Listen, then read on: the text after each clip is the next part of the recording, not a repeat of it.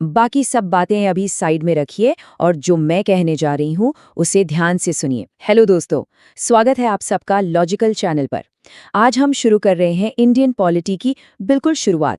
ये पार्ट 1 है और इस नई सीरीज में हम एम लक्ष्मीकांत को एकदम फुल डिटेल में पढ़ेंगे। हर एक चीज कवर करेंगे। कोशिश यही रहेगी कि कुछ भी ना छूटे, चाहे यूपीएससी हो या कोई भी वनडे एग्जाम, जो भी पूछा जाता है सब कवर होगा। ये सीरीज सभी एस्पिरेंट्स के लिए एकदम गेम चेंजर होने वाली है। शुरू करने से पहले एक बहुत जरूरी बात। कहते हैं ना कि एग्जाम्स में सफलता सिर्फ ज्यादा पढ़ने से नहीं बल्कि सही स्ट्रैटेजी के साथ पढ़ने से मिलती है। और याद रखिए, हमारे देश का जो ब्लूप्रिंट है वही आगे चलकर आपकी सक्सेस का भी ब्लूप्रिंट बनेगा। दोस्तों, अगर लॉजिकल चैनल का ये एफर्ट आपको अच्छा लगे तो लाइक और शेयर जरूर कीजिए। आप लोग सपोर्ट करेंगे तो हमारी टीम का कॉन्फिडेंस और बढ़ेगा, जिससे आगे की ऐसी धमाकेदार सीरीज लगातार आती रहेंगी। तो चलिए फटाफट से देख लेते हैं कि आज इस एक्सप्लेनर में हमारा फोकस किन किन बातों पर रहेगा। पहला, एग्जाम स्ट्रैटेजी और रोड मैप। दूसरा, कंपनी रूल यानी 1773 से 1853 तक का सफर। तीसरा, क्राउन रूल जो 1858 से 1947 तक चला। और आखिर में सबसे मजेदार, निंजा ट्रिक्स और फाइनल रिवीजन। और हाँ, टेंशन मत लीजिए, सेशन के बाद इसकी क्लियर पीडीएफ आपको लॉजिकल के टेलीग्राम चैनल पर इजीली मिल जाएगी। ओके, तो आगे बढ़ते हैं अपने पहले सेक्शन पर, एग्जाम स्ट्रैटेजी और रोड मैप। पढ़ाई शुरू करने से पहले ये समझना सबसे जरूरी है। और हाँ, अगर पढ़ते वक्त कोई भी डाउट आए तो तुरंत कमेंट बॉक्स में अपना क्वेश्चन पूछ लीजिए, हमारे एक्सपर्ट्स वहां आपका वेट कर रहे हैं। स्क्रीन पर आप जो क्लियर पीडीएफ का पन्ना देख रहे हैं ना, ये एम लक्ष्मीकांत के सिंथेसाइज्ड नोट्स है, द ब्लूप्रिंट ऑफ डेमोक्रेसी। हमने इस किताब का पूरा निचोड़ निकालकर एक जगह रख दिया है, एक भी जरूरी पॉइंट मिस नहीं होगा। और हम इन सभी मुश्किल टॉपिक्स को बहुत ही इजी लैंग्वेज में रियल लाइफ एग्जाम्पल्स के साथ समझने वाले हैं। अब एक सवाल आता है कि आखिर इस टॉपिक को प्रीलिम्स का ब्रह्मास्त्र क्यों कहते हैं। ट्रेंड एनालिसिस पर अगर आप नजर डालेंगे तो साफ पता चलेगा कि हर साल लगातार 1 से 2 डायरेक्ट क्वेश्चंस यहां से आते ही आते हैं। खास तौर पर 1919 का एक्ट और 1935 का एक्ट, ये हाई रिस्क जोन्स है दोस्तों, इन पर हमें सबसे ज्यादा फोकस रखना होगा। इंडियन हिस्ट्री के इस टाइमलाइन को अगर ध्यान से देखें तो एक बहुत मैसिव पैराडाइम शिफ्ट को दिखाती है।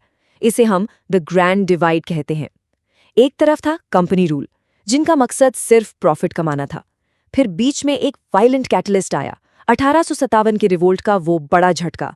उसने सीधा पावर व्यापारियों से छीनकर क्राउन यानी ब्रिटिश सम्राट के हाथ में दे दी। इस क्रोनोलॉजिकल रोड मैप को स्क्रीन पर देखिए। कहानी शुरू होती है 1773 में, जब पावर को एक जगह जमा करना शुरू किया गया था, यानी एक्सट्रीम सेंट्रलाइजेशन। फिर ये 1833 में बिल्कुल पीक पर पहुंचती है, लेकिन 1857 की क्रांति के बाद मजबूरी में धीरे धीरे पावर वापस बांटनी पड़ती है, जिसे हम डिसेंट्रलाइजेशन कहते हैं। ये टाइमलाइन एक गाइड की तरह आपके दिमाग में सेट होनी चाहिए। तो आइए प्रॉपर डाइव इन करते हैं दूसरे सेक्शन में, कंपनी रूल। 1773 से लेकर 1853 तक ब्रिटिश पार्लियामेंट ने ईस्ट इंडिया कंपनी की कॉर्पोरेट मोनोपोली पर धीरे धीरे लगाम कसनी शुरू कर दी थी। ये 2 एक्ट्स फाउंडेशन स्टोन्स की तरह हैं। 1773 के रेगुलेटिंग एक्ट ने सेंट्रलाइजेशन का पहला कदम उठाया और गवर्नर ऑफ बंगाल को गवर्नर जनरल ऑफ बंगाल बना दिया। याद रखिए, पहले थे लॉर्ड वॉरेन हेस्टिंग्स। फिर आता है 1784 का पिट्स इंडिया एक्ट। इसने एक कमाल का डबल गवर्नमेंट सिस्टम बनाया, यानी बिजनेस देखेगा कोर्ट ऑफ डायरेक्टर्स और पॉलिटिक्स और आर्मी देखेगा बोर्ड ऑफ कंट्रोल। दोनों के रास्ते बिल्कुल अलग। यहाँ ध्यान दीजिएगा, एग्जाम का एक बहुत बड़ा ट्रैप यहाँ छुपा है। 1813 के चार्टर एक्ट में कंपनी की ट्रेड मोनोपोली खत्म तो हुई थी, पर चाय और चाइना यानी टी और चाइना के ट्रेड को छोड़कर। और ठीक 20 साल बाद 1833 में सेंट्रलाइजेशन अपने एब्सोल्यूट पीक पर आ गया। अब गवर्नर जनरल ऑफ बंगाल बन गए गवर्नर जनरल ऑफ इंडिया, और इस पोस्ट पर बैठने वाले पहले शख्स थे लॉर्ड विलियम बेंटिक। यहाँ कंपनी का कमर्शियल काम पूरी तरह बंद कर दिया गया। उसके बाद आता है 1853 का चार्टर एक्ट, जिसे हम मिनी पार्लियामेंट का जन्म भी मानते हैं। पहली बार कानून बनाने का काम यानी लेजिस्लेटिव और कानून लागू करने का काम यानी एग्जीक्यूटिव फंक्शन, इन दोनों को अलग किया गया। और सबसे अच्छी बात पता है क्या थी? मकाले कमेटी आने से सिविल सर्विसेज का एग्जाम अब पहली बार इंडियंस के लिए भी खोल दिया गया था। लेकिन कहानी में एक ट्विस्ट है। ऐसा अचानक और वायलेंट इवेंट क्या हुआ जिसकी वजह से पूरे के पूरे ब्रिटिश एडमिनिस्ट्रेशन सिस्टम को एकदम से ओवरहॉल करना पड़ गया? सोचिए जरा, क्या हुआ होगा? जी हाँ, बिल्कुल सही सोचा।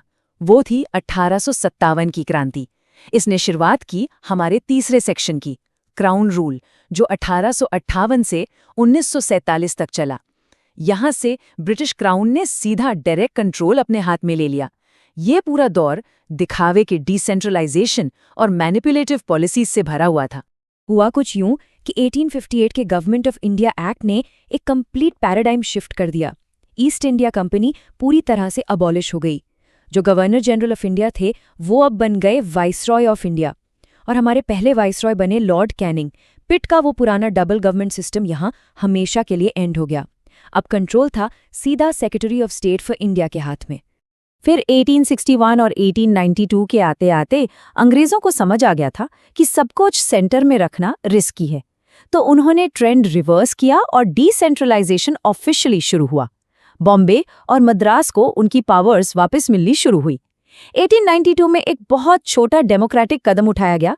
इलेक्शन वर्ड यूज किए बिना ही इनडायरेक्टली नॉमिनेशन के जरिए चुनाव की शुरुआत की गई। अब आते हैं एग्जाम्स के सबसे फेवरेट सवाल पर, 1909 का मॉर्ली मिंटो रिफॉर्म्स। यहाँ ब्रिटिशर्स ने अपने डिवाइड एंड रूल टैक्टिक का सबसे मैनिपुलेटिव ट्रिक खेला। लॉर्ड मिंटो ने मुस्लिम्स के लिए सेपरेट इलेक्टोरेट का कॉन्सेप्ट पेश किया। दोस्तों, इसीलिए उन्हें the father of communal electorate कहा जाता है। इसे अपने दिमाग में अच्छे से बैठा लीजिए। इसके ठीक बाद आया 1919 का मॉन्टेग्यू चेल्म्सफोर्ड रिफॉर्म्स। यहाँ दो बहुत ही अहम वर्ड्स आते हैं, डायरकी और बाइकैमरलिज्म। एग्जाम्पल से बहुत सिंपल लैंग्वेज में समझते हैं। डायरकी का मतलब है प्रोविंसेस में डबल रूल। कुछ सब्जेक्ट्स ट्रांसफर्ड थे जिन्हें इंडियन मिनिस्टर्स देखते थे, और कुछ रिजर्व थे जिनको गवर्नर खुद कंप्लीटली कंट्रोल करते थे। और बाइकैमरलिज्म जो था वो सेंटर में आया, बिल्कुल आज के जैसा, लोकसभा और राज्यसभा जैसा सिस्टम, अपर और लोअर हाउस। टाइमलाइन आगे बढ़ती है और हम आते हैं द फाइनल ब्लूप्रिंट पर, 1935 और 1947 के एक्ट्स। 1935 का एक्ट एक मैसिव डॉक्यूमेंट था दोस्तों। इसने प्रोविंसेस में से डायरकी हटाकर प्रोविंशियल ऑटोनॉमी दे दी। हमारा रिजर्व बैंक ऑफ इंडिया यानी आरबीआई और फेडरल कोर्ट इसी एक्ट की देन है। और आखिर में फाइनल कड़ी जुड़ती है 1947 का इंडियन इंडिपेंडेंस एक्ट, जिसने हमारे प्यारे देश को एक आज़ाद राष्ट्र घोषित कर दिया। लीजिए, अब आते हैं इस एक्सप्लेनर के सबसे एक्साइटिंग और आखिरी हिस्से पर, चौथा सेक्शन, निंजा ट्रिक्स और फाइनल रिवीजन। एग्जाम के उस इंटेंस प्रेशर में अक्सर फैक्ट स्लिप हो जाते हैं, पर आज के बाद आपके साथ ऐसा नहीं होगा। एग्जाम में सबसे ज्यादा लोग इन 3 टर्म्स में कंफ्यूज होते हैं। चलिए 1 मिनट में सब क्लियर करते हैं। डबल गवर्नमेंट मतलब 1784 का पिट्स इंडिया एक्ट, जो कंपनी लेवल पर अप्लाई था। डायरकी बोले तो 1919 का एक्ट, जो प्रोविंसेस में पावर डिवाइड करता था। और बाइकैमरलिज्म भी 1919 का ही एक्ट है, जिसमें सेंट्रल लेजिस्लेचर 2 हाउसेज में बटी हुई थी। हो गया ना एकदम सिंपल। और इंस्टेंट रिकॉल के लिए ये हैं कुछ स्पेशल निंजा ट्रिक्स। 1833 याद रखना हो तो द 33 रूल अप्लाई कीजिए, यानी 3 C's, complete centralisation, commercial body खत्म और सिविल सर्विसेज खुल गए। 1919 के लिए हमारी DBD ट्रिक, डायरकी, बाइकैमरलिज्म और डायरेक्ट इलेक्शंस। और 1909 के लिए मिंटोज मैच, M से मिंटो और M से मुस्लिम सेपरेट इलेक्टोरेट। ये ट्रिक्स एग्जाम में आपको फुल मार्क्स दिलवाएंगी। चलिए एक rapid fire high energy 1 minute recall करते हैं। सुप्रीम कोर्ट बना 1773 में, बोर्ड ऑफ कंट्रोल आया 1784 में, पहले governor general of India Bentinck बने 1833 में, कम्युनल इलेक्टोरेट कौन लाया, मिंटो 1909 में, और प्रोविंशियल ऑटोनॉमी कब आई, 1935 में। ये सारे पॉइंट्स टिप्स पर होने चाहिए। दोस्तों, अगर एम लक्ष्मीकांत का ये निचोड़ और लॉजिकल चैनल का ये एफर्ट आपको आसान और प्रभावी लगा हो तो भाई चैनल को सब्सक्राइब जरूर कीजिए और लाइक बटन दबाइए। इस सीरीज को आग की तरह हर जगह शेयर कीजिए ताकि सब एस्पिरेंट्स का फायदा हो और हमें नई वीडियोस बनाने का मोटिवेशन मिलता रहे। कोई डाउट हो तो कमेंट कीजिए, और हाँ, इस पूरे सेशन की PDF डाउनलोड करने के लिए लॉजिकल के टेलीग्राम चैनल पर अभी जुड़िए। आज का ये कमाल का सेशन हम इस एक गहरे विचार के साथ खत्म करेंगे एक देश का नसीब उसके कानून में लिखा होता है, लेकिन आपका नसीब आज आपकी लगन और मेहनत तय करेगी। तो दोस्तों, ये था पार्ट 1 इस एक्सप्लेनर का। अपना जोश मेंटेन रखिए, अच्छे से पढ़ाई कीजिए और पार्ट 2 के लिए तैयार रहिए। मिलते हैं अगले सेशन में।